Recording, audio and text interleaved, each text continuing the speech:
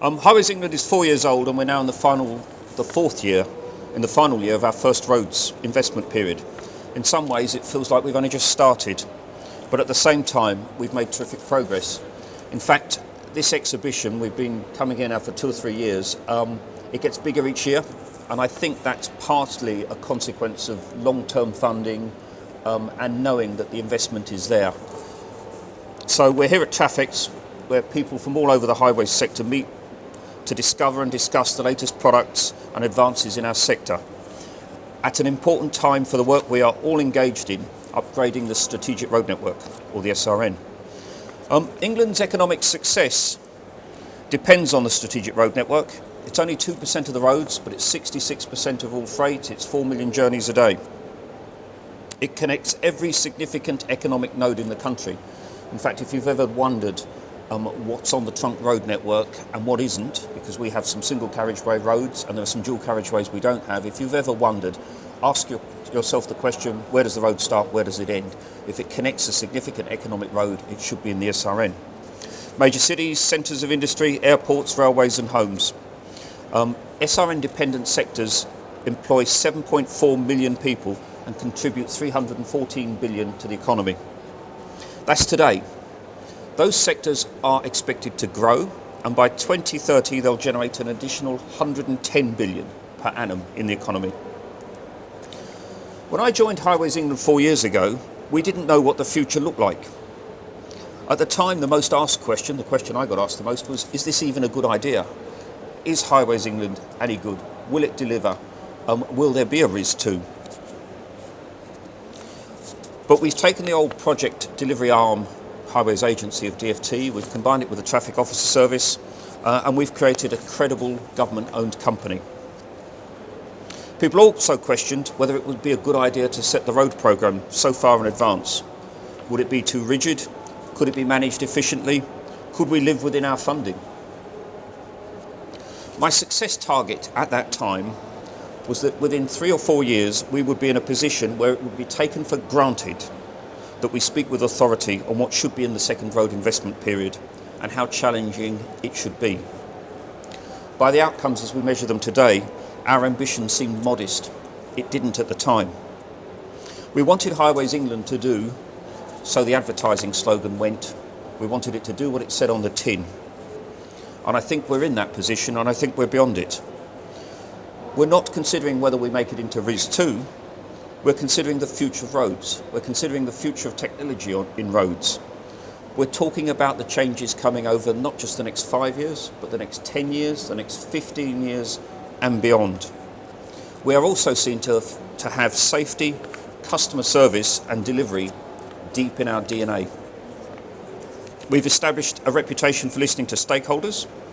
We are seen as the custodian of the country's roads, and it's great to see the trickle down of if it's working at Highways England, we should do it for major roads, we should do it for local major roads, undoubtedly the government's major road fund has been inspired by Highways England making a fist of the challenge that they've been given.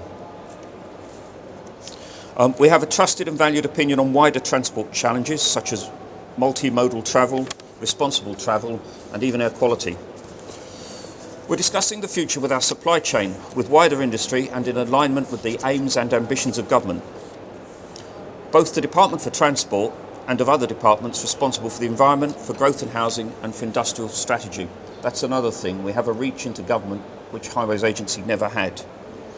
We're working with the supply chain to create a stable, long-term flow of work which makes for better planning and better investment.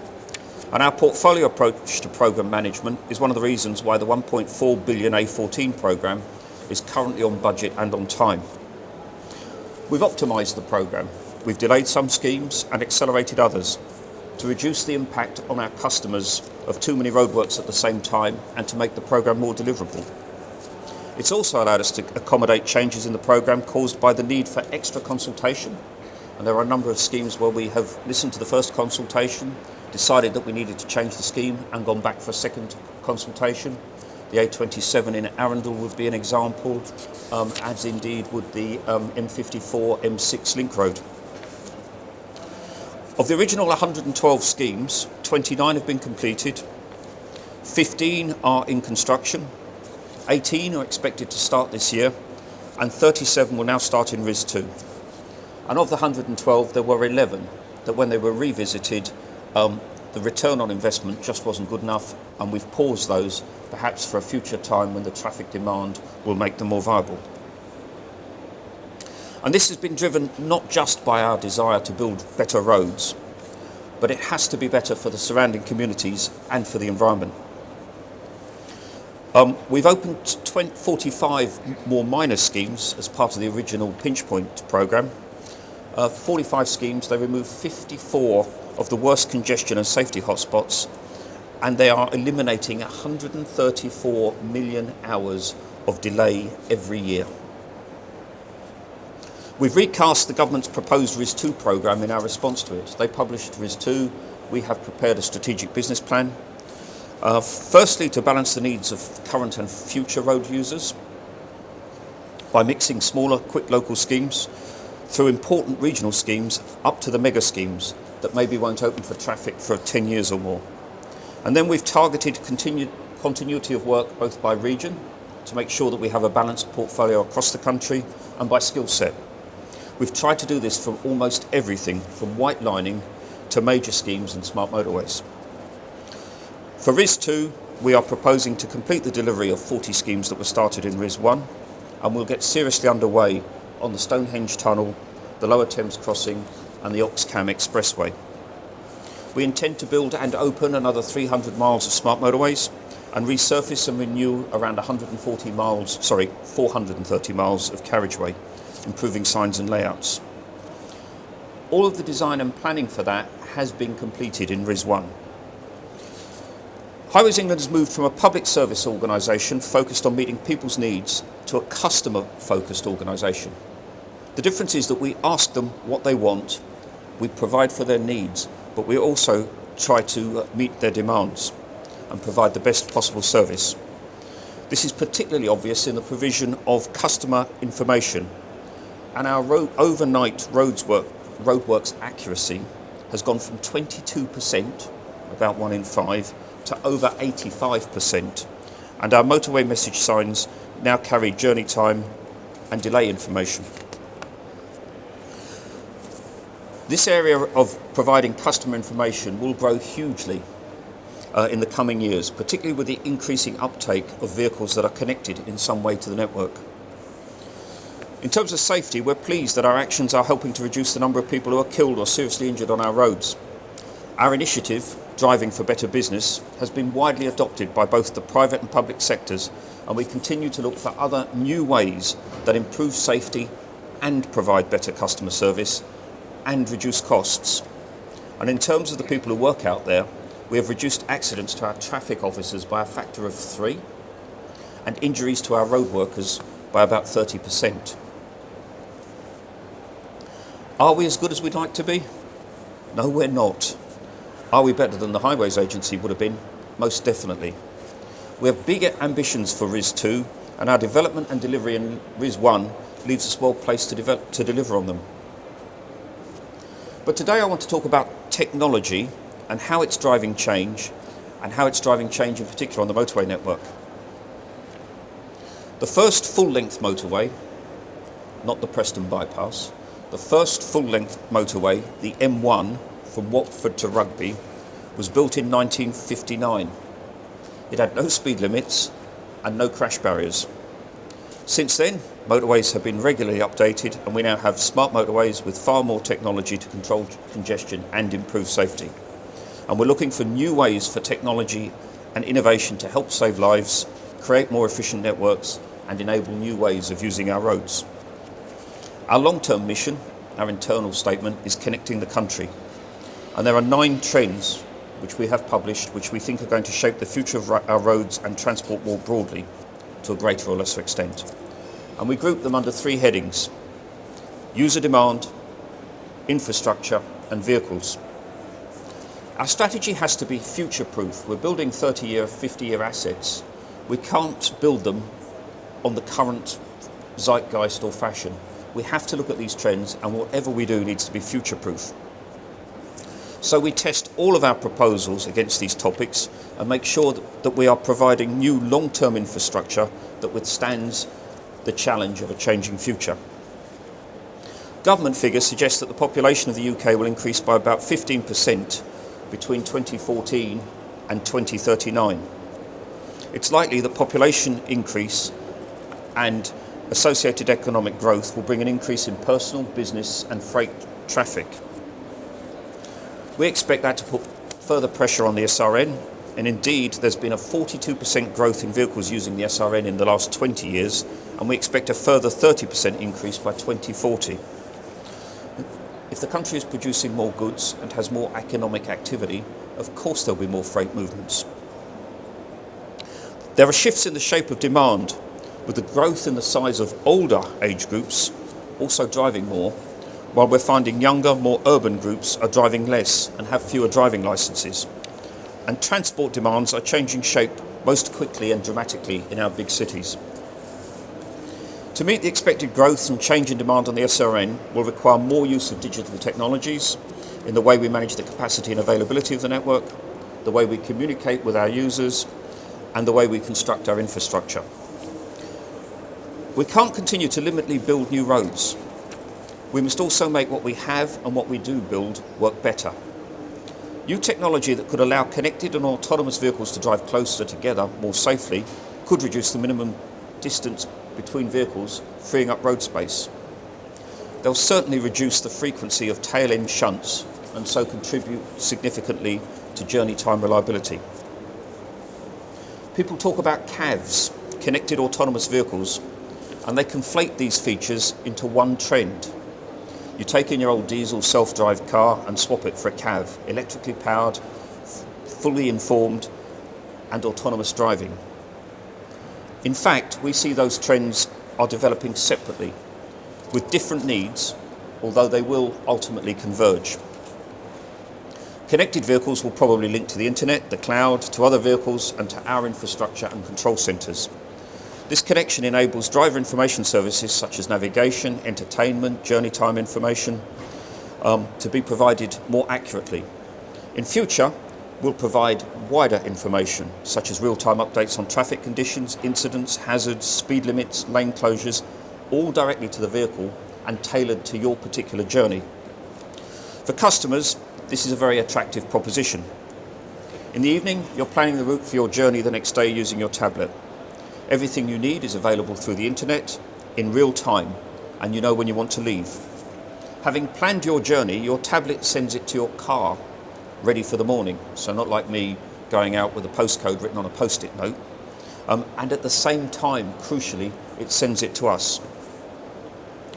We know the traffic conditions. We know the weather conditions. We know whether it's half term, whether it's bank holiday, Black Friday, a sporting event, or exhibition along your route. We know where the roadworks are.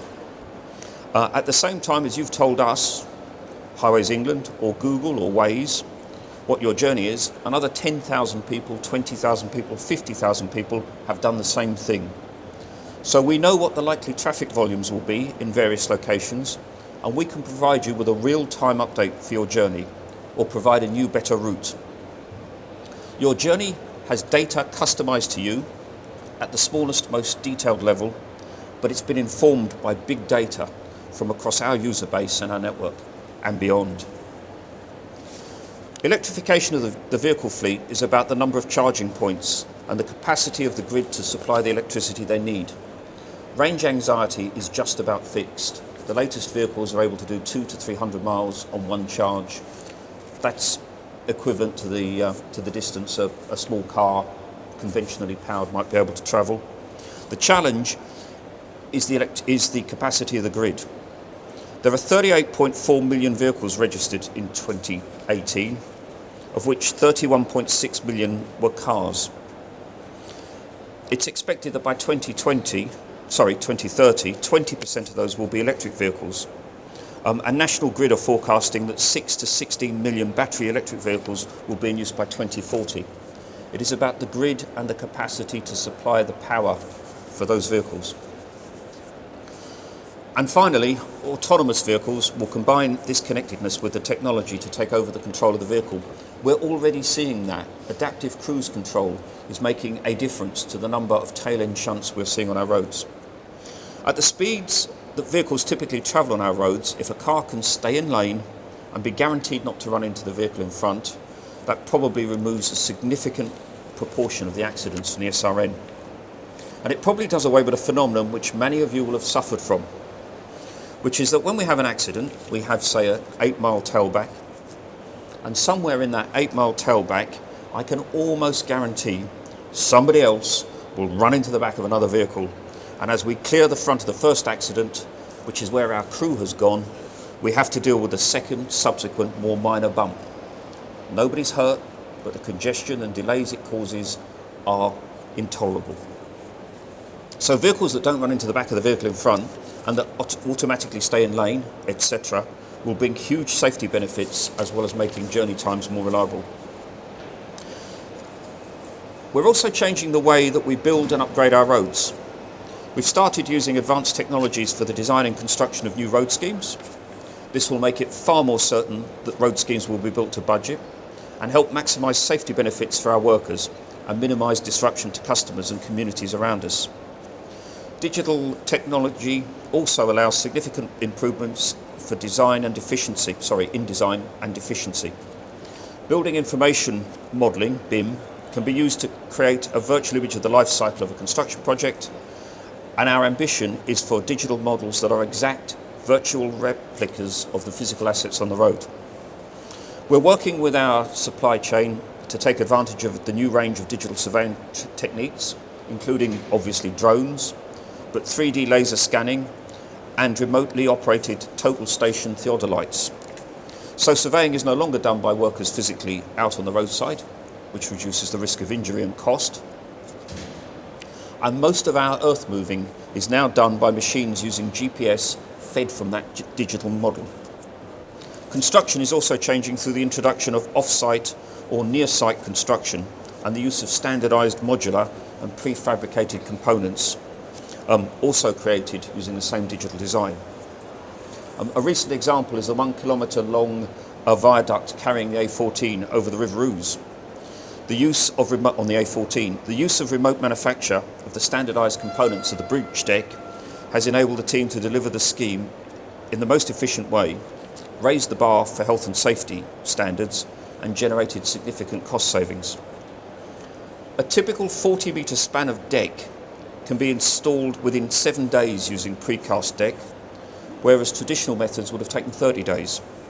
This is the most efficient way of conducting this viaduct of a size, and it's a technique that we are going to lift and shift, and we will use it at the Black Cat on the A428 when that scheme starts.